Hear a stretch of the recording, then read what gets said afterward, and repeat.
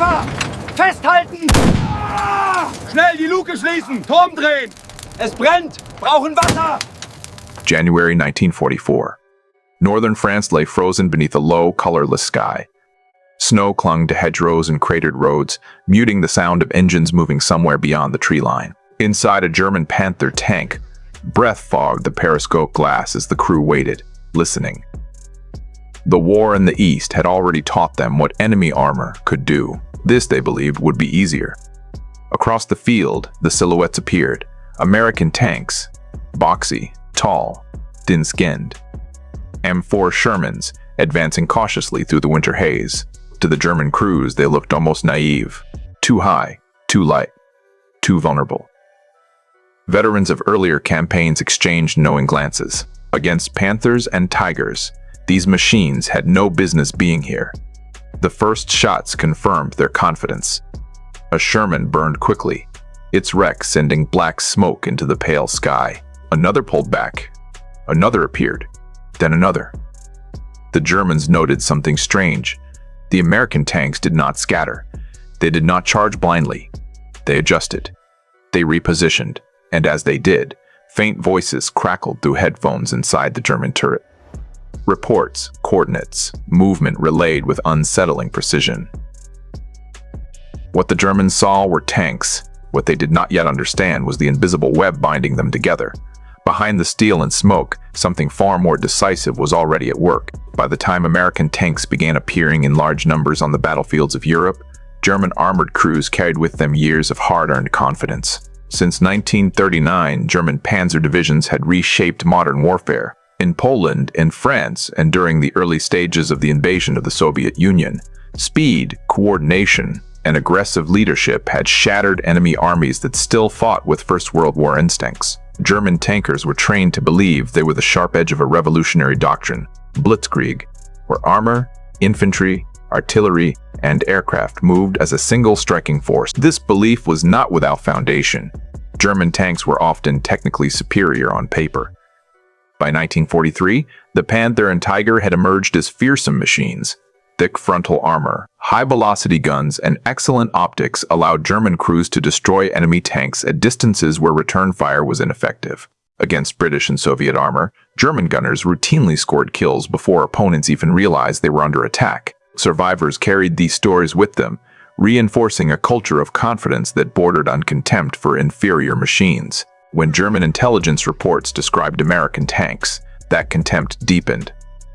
The M4 Sherman was taller than most German designs, easier to spot, and thinner-skinned than Panthers or Tigers. Its main gun, especially in early variants, struggled to penetrate German heavy armor from the front. To German crews raised on the importance of firepower and protection, the Sherman appeared poorly designed, a compromise machine built for quantity, not quality. Many German tankers assumed American industry could produce many tanks, but few good ones.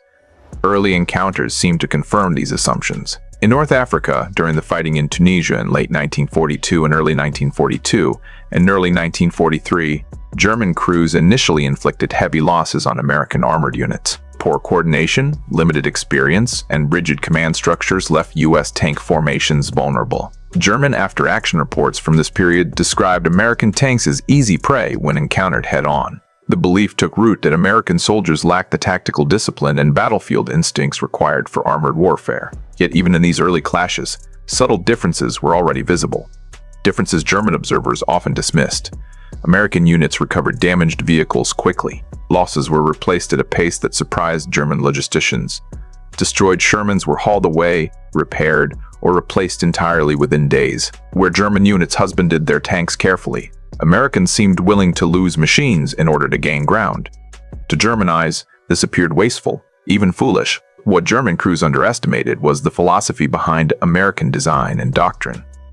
The Sherman was never intended to fight alone or to duel heavy tanks at long range. It was built to move, to communicate, and to operate within a larger system.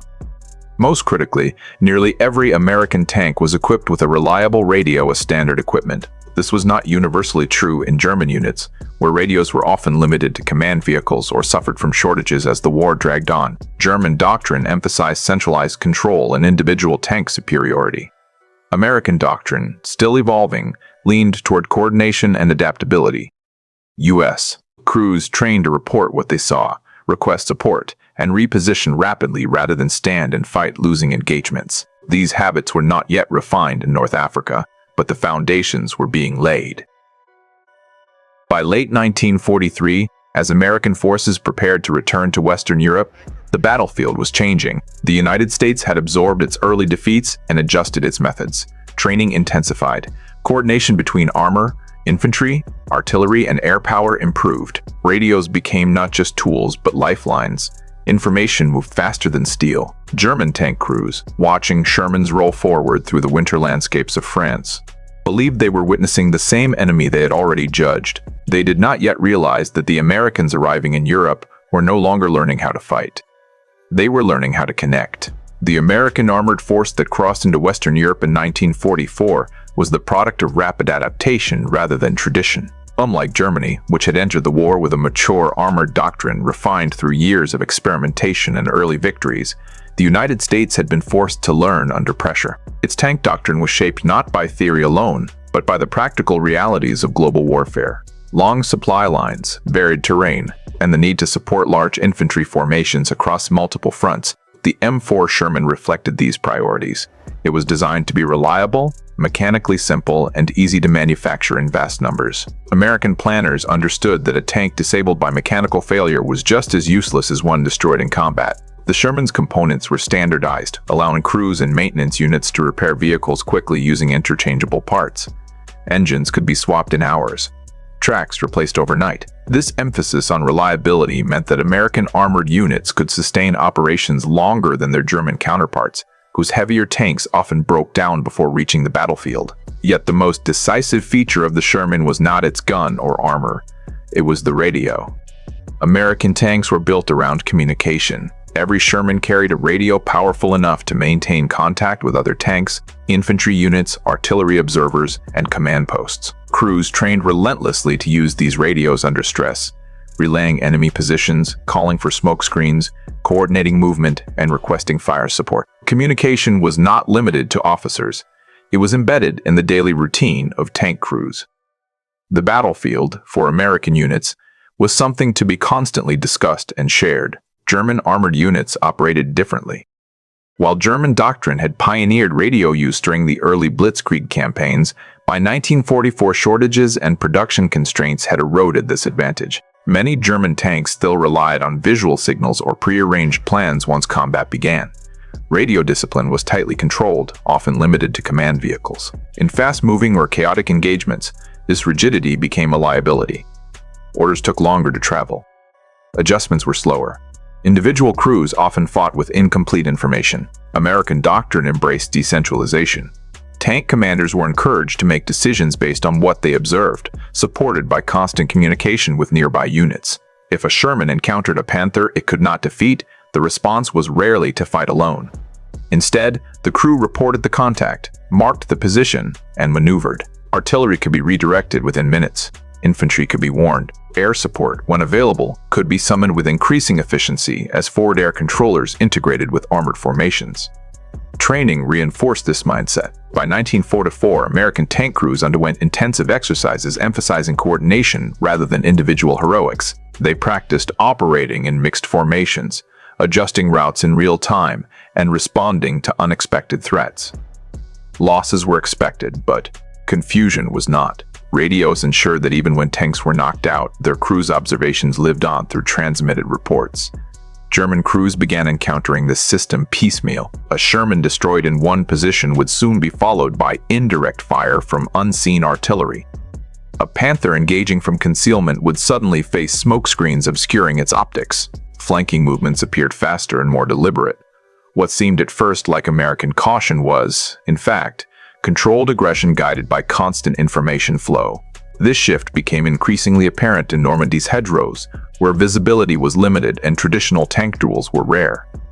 In such terrain, communication mattered more than firepower. Shermans advanced not as isolated vehicles, but as nodes in a larger network, reporting, reacting, and adjusting with each exchange of fire. German crews still believed in their machines. Their guns could kill at long range. Their armor could withstand punishment. But the battlefield no longer rewarded strength alone. It rewarded awareness. And as American radios filled the airwaves with orders, coordinates, and confirmations, the advantage slowly tilted away from those who fought in silence. The laughter that once greeted the sight of a Sherman began to fade, replaced by something more troubling.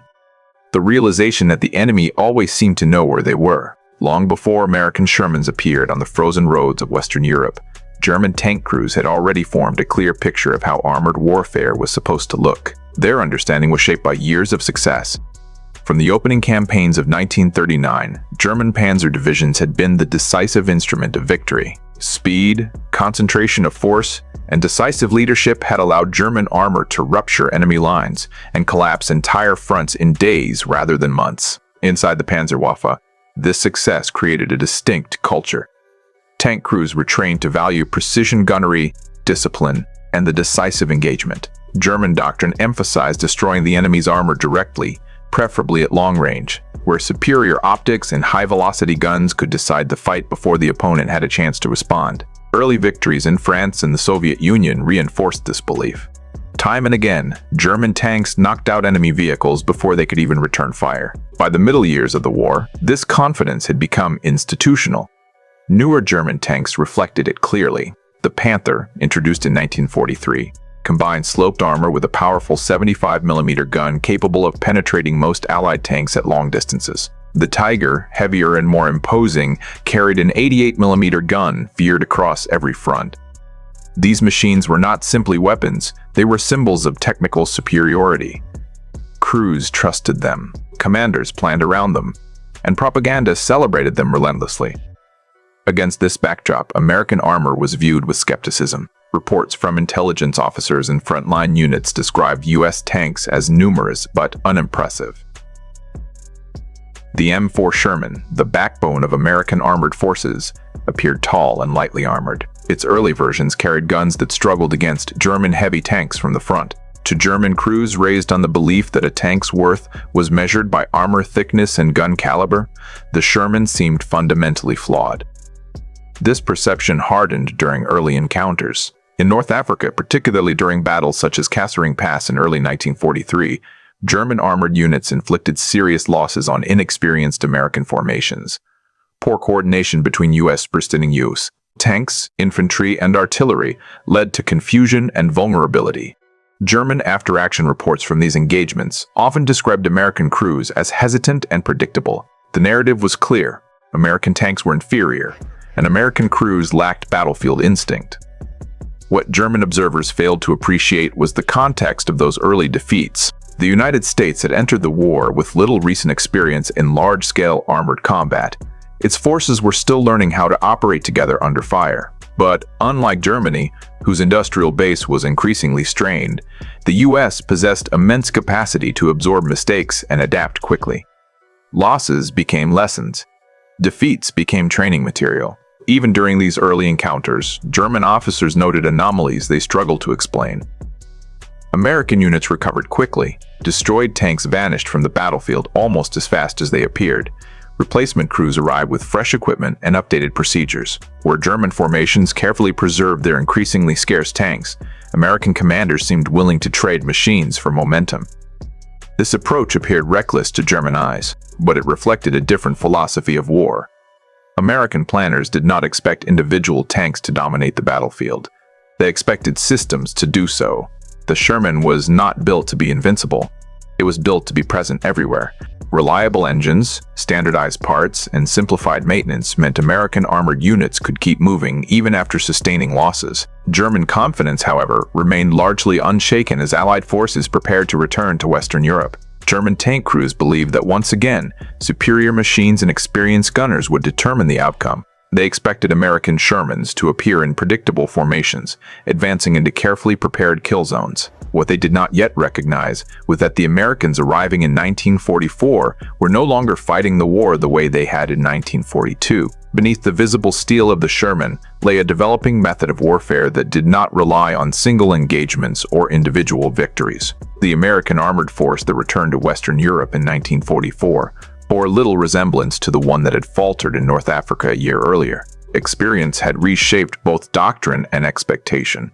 The U.S., army had studied its defeats with unusual honesty, identifying not just tactical errors, but structural weaknesses in communication, coordination, and command. From these lessons emerged an approach to armored warfare that placed less emphasis on the individual tank and more on the network in which it operated. At the center of this transformation was communication. American planners understood that modern battlefields were chaotic, fragmented spaces where no single crew could see the whole fight. Radios were treated not as auxiliary equipment, but as essential weapons.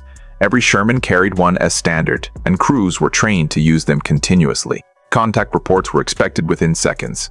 Enemy sightings were passed along even if the observing tank was destroyed moments later. Information, not armor, became the first line of defense. This emphasis was reinforced by American command philosophy. Junior officers and non-commissioned officers were encouraged to act independently within broad objectives. If a tank commander identified a threat he could not defeat, he was expected to maneuver, communicate, and coordinate rather than wait for orders. This flexibility contrasted sharply with German practices, which increasingly relied on rigid command structures as the war situation deteriorated. German armored units still possessed formidable tanks, but they faced growing constraints. Fuel shortages limited training and mobility. Replacement crews often arrived with minimal preparation. Radio equipment, once a German strength, became inconsistent as production faltered and supply lines came under sustained attack. In many units, only command tanks maintained reliable radio contact, leaving individual crews dependent on visual signals or pre-arranged plans that quickly unraveled under fire. As Allied forces landed in Normandy in June 1944, these differences became stark. The bocage, dense hedgerows that carved the countryside into small, enclosed fields, negated many advantages of long-range gunnery. Engagements occurred at close distances, often with limited visibility. In this environment, awareness and coordination mattered more than armor thickness. American units adapted quickly, using radios to call for artillery strikes, coordinate infantry support, and reposition tanks to exploit fleeting opportunities. Sherman crews learned to fight as part of a system. When a German tank was spotted, the response was rarely immediate confrontation. Coordinates were transmitted. Smoke rounds were requested to obscure enemy optics. Infantry units were warned and redirected. Artillery batteries, sometimes miles away, adjusted fire based on reports from tanks at the front. Even air support, increasingly integrated into ground operations, could be summoned with growing speed and accuracy. German crews began to encounter an unsettling pattern. A Sherman destroyed one moment would be followed by accurate indirect fire the next. Flanking movements appeared deliberate rather than opportunistic. Attempts to hold ground became increasingly costly as American forces applied pressure from multiple directions at once. German tanks were still lethal, but they were increasingly isolated, powerful weapons fighting in fragments rather than as cohesive formations. Behind this battlefield performance stood American industrial capacity. Radios were not scarce. Replacement tanks arrived fully equipped. Training programs emphasized communication, discipline, and coordination. Crews rotated out of combat for rest and instruction, preserving experience across units. Where German formations struggled to replace losses, American units absorbed them and continued advancing. By late 1944, German reports began to reflect a subtle change in tone. The Sherman was no longer dismissed outright. Instead, it was described as persistent, coordinated, and difficult to contain. Its strength did not lie in individual duels, but in the speed with which American units responded to contact. Every engagement triggered a cascade of responses that extended far beyond the immediate battlefield. German tank crews still trusted their guns. They still believed in their armor, but increasingly, they found themselves fighting an enemy that seemed to anticipate their movements, counter their positions, and recover from losses with unnerving efficiency. The battlefield had become a conversation, and the Americans were speaking constantly. The transformation of the battlefield did not announce itself with a single breakthrough or dramatic reversal. Instead, it revealed itself through experience, through the changing perceptions of the men inside the tanks, on both sides of the line. Angle 1. The German tank crew perspective for German tank crews. Combat had always been a test of precision and nerve. Inside the cramped steel hulls of Panthers and Tigers, crews relied on disciplined gunnery, superior optics, and carefully chosen firing positions. The ideal engagement was clean and decisive. Spot the enemy first, fire from range, withdraw before retaliation. For years, this method had worked. Against Shermans, the opening moments of battle often reinforced German confidence. At long distances, German guns penetrated American armor with ease. Shermans burned quickly when hit, their tall profiles making concealment difficult. To German gunners, these early successes felt familiar, proof that their training and machines still mattered. But over time, something began to feel different. Destroying a Sherman no longer seemed to end the fight.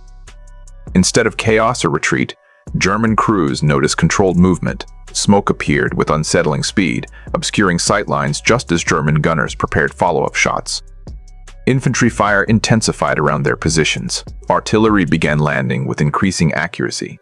What should have been a victory became a prolonged struggle for survival. Inside German turrets, crews strained to understand how the Americans were reacting so quickly. The answer was not visible through optics or periscopes, it moved invisibly. Through the airwaves, German tanks were powerful, but they were increasingly blind, fighting individual duels while the Americans fought a coordinated battle. Angle 2. The American Sherman crew experience. For American tank crews, the Sherman was never presented as invincible. Training emphasized vulnerability. Crews were taught to expect losses and to survive them. The true strength of the Sherman lay not in its armor, but in the way it connected its crew to the larger fight. Radios dominated the interior of the tank. Orders, reports, and confirmations filled the headphones of commanders and gunners. Crews learned to speak clearly and concisely under fire. A sighting report was as important as a fired round. Even a tank that could not engage effectively still had value as an observer. This mindset reshaped how American crews approached combat. When encountering German armor, they did not rush forward blindly.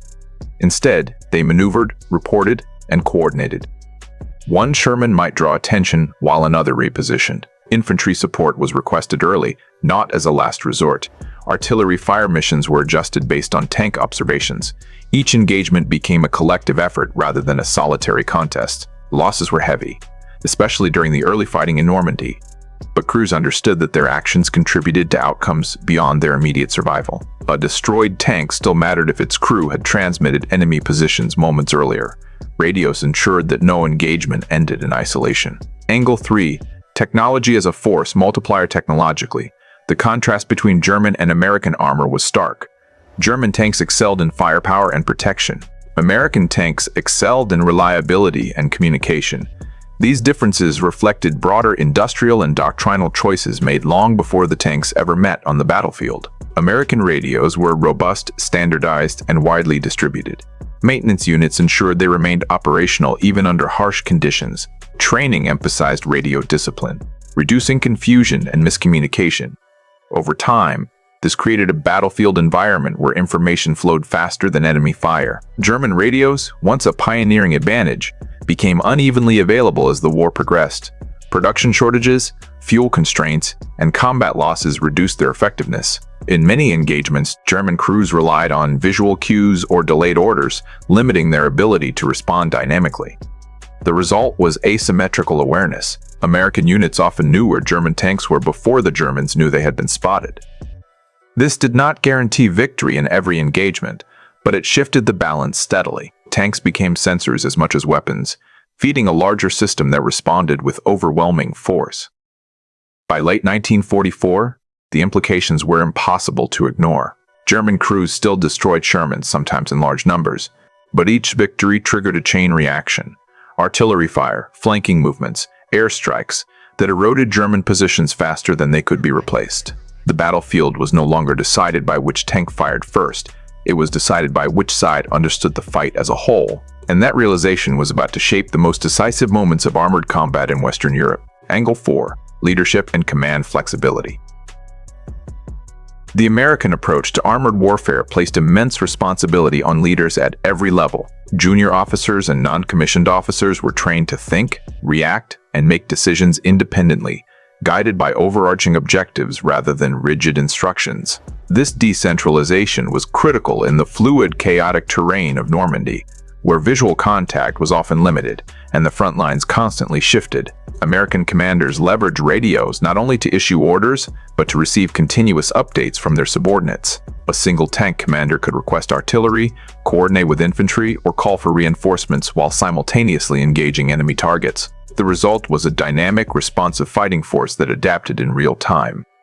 By contrast, German command often remained centralized. Even experienced panzer officers struggled when subordinate units acted independently, creating gaps that Americans exploited systematically. Angle 5, the enemy perspective. German after-action reports reveal the gradual shift in perception that Shermans imposed. Initially dismissed as easy targets, the M4's presence forced crews to reconsider their assumptions. Repeated encounters demonstrated that losing a single Sherman did not halt American advances. Even when destroyed, the tank's position, observations, and radio reports continued to influence the battle. German notes frequently mention the disorienting effect of this persistence, describing American coordination as relentless and unexpected. Moreover, German crews began noticing patterns. Tanks moved in concert, positions were reinforced rapidly, and flanking maneuvers appeared premeditated rather than opportunistic. What was once laughter at inferior machines was replaced by unease, sometimes bordering on disbelief. Reports often highlight how German units underestimated the speed at which Americans could adapt to losses and maintain operational momentum. Angle 6. Human and moral dimensions beyond technology and leadership. The human experience played a crucial role. For American crews, the sense of connection through radio communication offered both practical advantages and psychological reassurance, knowing that support was nearby, whether from fellow tanks, artillery, or air units, reduced the paralyzing fear of isolation in combat. It allowed crews to act decisively, confident that their observations and calls for assistance mattered. German tankers, on the other hand, faced a growing psychological strain. Encounters with Shermans no longer rewarded individual skill alone. Crews who had relied on superior guns and armor found themselves outpaced by a system they could not see or predict. Fatigue, stress, and frustration mounted as the invisible network of American coordination repeatedly countered their most confident maneuvers. This shift undermined traditional notions of battlefield heroism, replacing individual glory with reliance on collective operational effectiveness. Angle 7. Tactical implications on the battlefield. Finally, the tactical consequences of these differences became increasingly apparent in combat. Shermans were not merely instruments of firepower. They were nodes in an orchestrated network that shaped the battlefield itself. German armor, operating under conventional doctrines emphasizing concentrated fire and frontal assaults, frequently encountered situations where the terrain, support units, and timely information combined to neutralize their advantages. American tactics exploited this. Tanks would deliberately draw attention, exposing themselves to enemy fire just long enough to relay positions. Flanking maneuvers were coordinated to coincide with artillery strikes or infantry assaults. Even when individual Shermans were destroyed, their crews' transmissions allowed follow-up units to avoid ambushes, target weaknesses, and maintain momentum. What looked like a vulnerable, lightly armored tank became, in practice, a force multiplier within a larger, adaptive system. These angles together illustrate the fundamental shift in armored warfare that the Shermans represented. German crews continued to fight with courage and skill, but they increasingly faced an opponent whose strength lay less in steel and more in connectivity, coordination, and adaptability. The battlefield had become a web of information and rapid response, and the Shermans were at its center. The stage was now set for decisive engagements, where the invisible advantage of communication and coordination would redefine the limits of armored combat. The first weeks of the Normandy campaign exposed the true strength of the Shermans' design philosophy.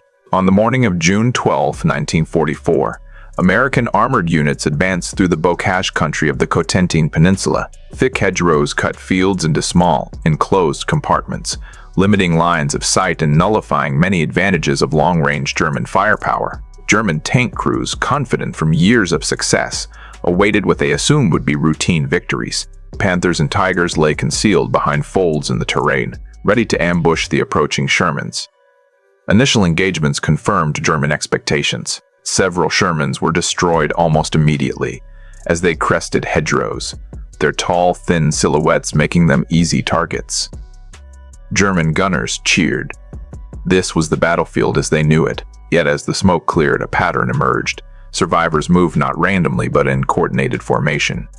Radios crackled with reports from forward scouts. Commands were relayed in real time to adjust fire, reposition tanks, and call for supporting artillery. The battlefield, once a series of isolated duels, was now a network system responding faster than any German crew could anticipate. One American tank commander, observing a Panther preparing to flank his unit, transmitted its position and orientation over the radio. Seconds later, Two other Shermans adjusted their approach, while a nearby artillery battery redirected fire onto the hidden Panther. The German gunner fired, striking the lead Sherman.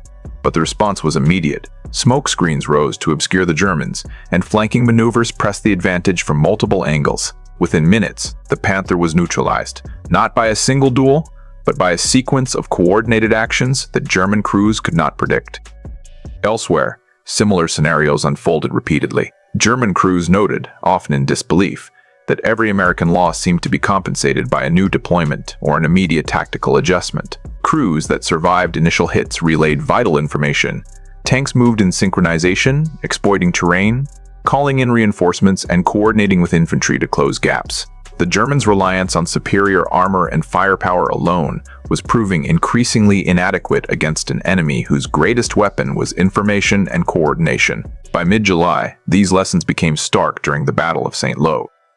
German commanders attempted to concentrate forces, using heavy tanks to halt the American advance. Yet even when German tanks achieved temporary local superiority, American units absorbed losses and countered with well-timed maneuvers. Radios allowed units miles apart to act in concert, converging on enemy positions before the Germans could react.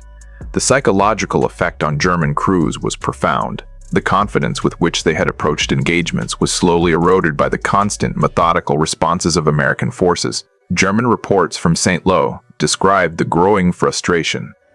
"The enemy anticipates our moves before we can complete them," one officer wrote. "Every position we occupy is observed, reported, and countered within minutes."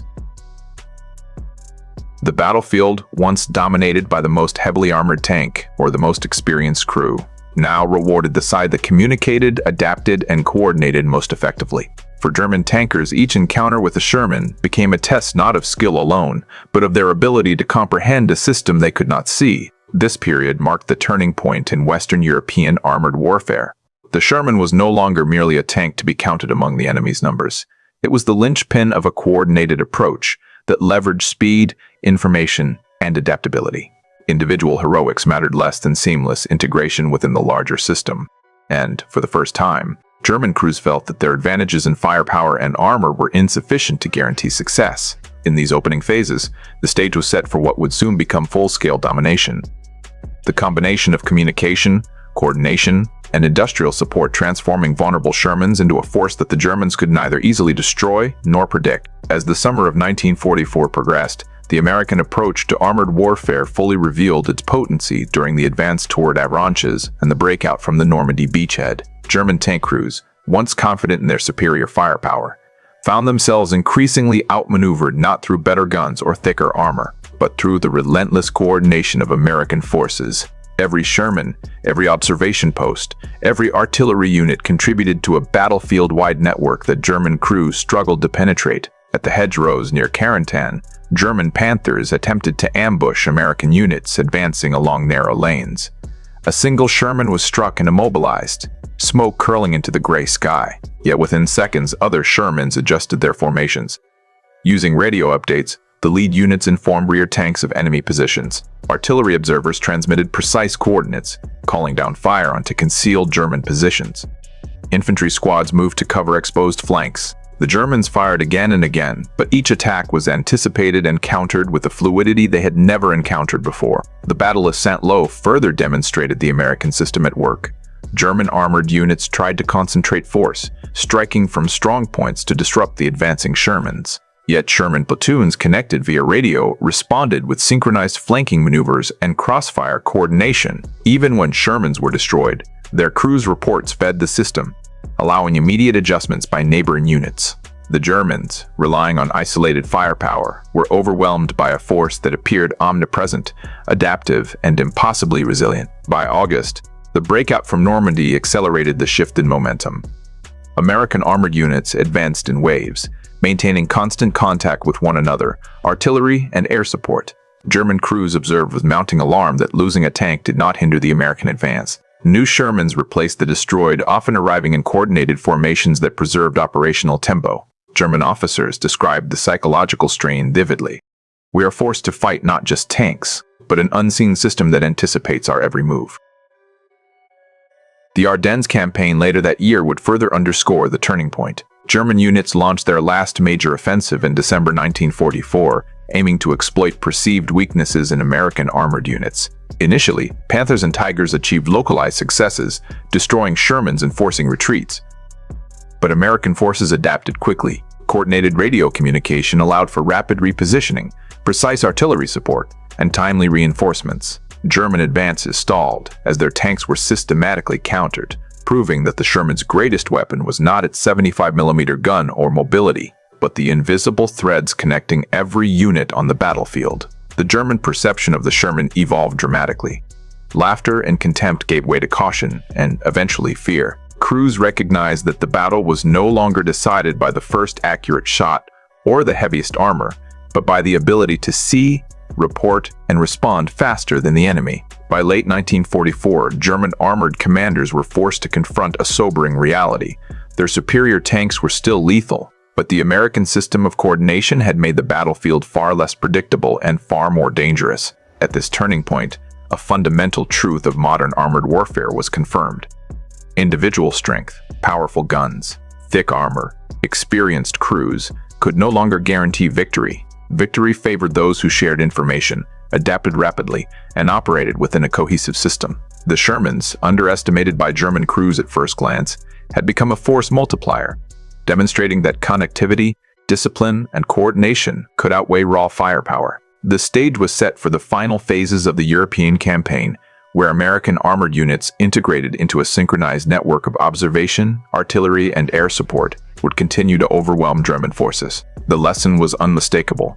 In this war, the invisible threads of communication could turn even the seemingly weakest tank into a decisive instrument of victory. The consequences of the Sherman's coordinated battlefield presence became evident in the months following the Normandy breakout. German armored units, once confident in their ability to dominate engagements through superior firepower, faced mounting difficulties. Losses, while numerically fewer than earlier campaigns, carried disproportionate operational impact. Each destroyed tank meant more than just the loss of metal. It revealed gaps in German intelligence and highlighted the growing dominance of American coordination. By September 1944, as Allied forces pushed toward the Seine, German tank crews were struggling to regroup. Panther and Tiger units, previously the decisive elements of counterattacks, now encountered a system they could not penetrate. Shermans, advancing in coordinated formations, called for artillery strikes on suspected ambush sites, maneuvered in synchrony with infantry, and reported movements that allowed nearby units to reinforce weak points. Even where German armor achieved local superiority, the operational network of American forces rendered these gains temporary and fragile. Casualty reports from German units reflected both physical and psychological strain. Tankers noted frustration at repeated failures against what they had assumed were inferior machines. A Panther might destroy several Shermans, yet within hours, American replacements filled the gaps, coordinated new assaults, and continued the advance. German officers recorded disbelief at the Americans' ability to absorb losses without significant disruption to operational momentum. The psychological effect of facing a networked enemy compounded the impact of each engagement, eroding confidence built over years of armored successes. On the American side, after-action reports emphasized the efficiency of coordinated operations. Commanders highlighted the value of radio communication, rapid information sharing, and flexible tactical responses. Crews were able to recover damaged tanks, reposition units strategically, and maintain pressure on German formations, often in terrain that favored defenders. These reports underscored a shift in armored warfare philosophy. The Sherman, though less heavily armed or armored than its German counterparts, became a force multiplier when integrated into a disciplined system. Strategically, the impact was significant. German forces could no longer rely on armor alone to counter the Allied advance. The combination of American industry, training, and communication allowed Shermans to maintain operational tempo across extended fronts. Local victories achieved by Panthers or Tigers were increasingly nullified by rapid American adaptation. This systemic advantage accelerated the collapse of German positions in Normandy, Brittany, and the Loire region, demonstrating that coordination and connectivity could outweigh raw technical superiority. In addition, the lessons learned by German tank crews reverberated throughout the Wehrmacht. Reports frequently acknowledged that individual heroics and superior equipment were insufficient when faced with an enemy operating as an integrated network. The Sherman, underestimated initially, had become a symbol of this new reality. German armored doctrine, still anchored in centralized command and reliance on technical superiority, struggled to adjust. Fuel shortages, communication difficulties, and attrition compounded the challenge, further emphasizing the tactical advantage of coordinated American forces. These early months of the aftermath illustrate a fundamental shift in the balance of armored warfare. Where German crews once laughed at Shermans, now they contended with a relentless, responsive system that neutralized their advantages. Coordination had become the decisive factor, redefining not only the outcome of individual battles, but the strategic trajectory of the campaign in Western Europe. The stage was set for the continuation of this momentum into the Ardennes and beyond, where the lessons of Normandy would be tested against one of Germany's last major offensives. The Americans' emphasis on communication, flexibility, and integration promised to transform every encounter into a trial of coordination, not just firepower. As the Allies advanced deeper into France, the operational superiority of the Sherman network became undeniable. German attempts to mount counterattacks revealed the limitations of relying solely on armor and firepower, even when elite Panther or Tiger units were deployed to disrupt American advances. The effectiveness of these units was consistently blunted by the integrated system of communication and coordination that American forces had perfected. During the push toward the scene and beyond, the rhythm of combat demonstrated a new reality.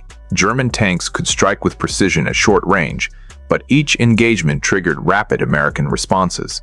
Reconnaissance units reported positions in real time. Artillery units adjusted fire with unprecedented speed. Sherman formations maneuvered collectively, shielding vulnerable tanks and creating crossfires that German crews could neither anticipate nor outflank. Losses were absorbed and compensated by replacements, often arriving in coordinated waves that restored balance and preserved offensive momentum. The psychological toll on German crews deepened with every engagement. Many reported feelings of frustration and helplessness, recognizing that technical skill alone was insufficient against a foe operating as an integrated network. German tankers, once confident in their ability to dominate smaller engagements through superior optics and firepower, increasingly found themselves reacting to moves they could not predict. Confidence gave way to caution, hesitation, and, in some cases, outright fear.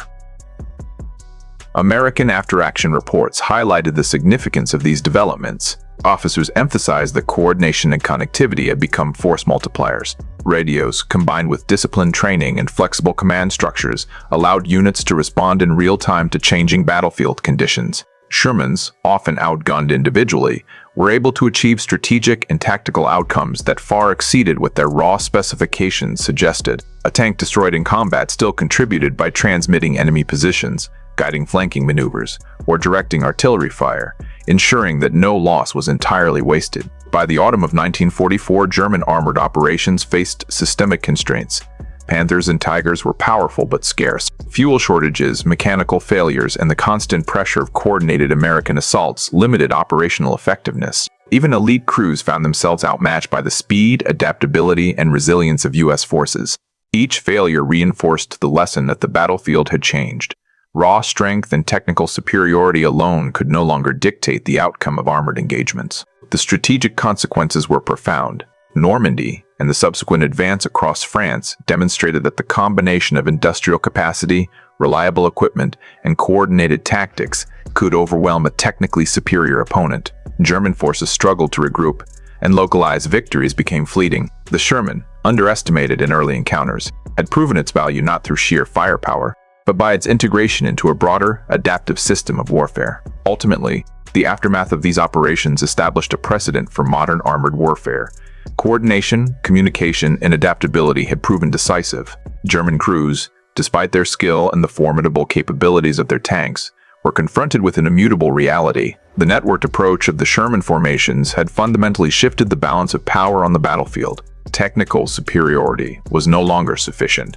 Victory belonged to those who could act collectively, respond instantly, and leverage every asset across an interconnected system. The stage was now set for the final phases of the European campaign, where these lessons would be reinforced in the push into Germany itself. The impact of the Sherman's coordination would not only define the outcomes of battles, but also shape the evolution of armored warfare for decades to come. Looking back on the campaigns of 1944, the story of the Sherman tank is a story of adaptation, innovation, and the invisible power of coordination. German crews had entered the conflict confident in their superior machines, relying on armor, firepower, and tactical training honed over years of early victories. The Sherman, lightly armored and often outgunned, seemed at first glance an unremarkable opponent. Yet the war demonstrated that strength on the battlefield was not measured solely by guns or steel, but by how effectively forces could communicate, adapt, and act together. The radios embedded within every Sherman were more than instruments of coordination.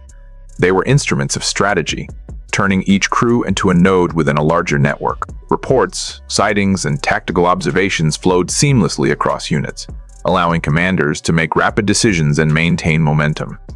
A destroyed tank could still influence the battle. A crew under fire could guide the next wave of reinforcements. Victory was distributed across the system, not concentrated in a single hull. This approach changed the human experience of war. American crews developed confidence not in the invulnerability of their machines, but in the reliability of the network around them. German crews, accustomed to dueling with enemy tanks on their own terms, faced the disorienting reality of an enemy who seemed to anticipate every move. Laughter at the Sherman gave way to disbelief, then to caution, and finally to an acknowledgement of a new battlefield truth. Historically, these lessons extend beyond Normandy or the hedgerows of France. They illustrate how industrial capacity, tactical innovation, and communication can redefine warfare. The Sherman's legacy is not in the tanks destroyed or the battles won, but in how it embodied a system that leveraged information, adaptability, and coordination to overcome raw technical superiority. It was not merely armor or firepower that determined outcomes, but the invisible threads connecting men, machines, and commands across the battlefield. In the end, the Shermans did more than survive German fire. They reshaped the understanding of armored warfare. They proved that victory belongs not to the strongest alone, but to those who fight together, think together, and act as one. A lesson that resonates far beyond the fields of World War II.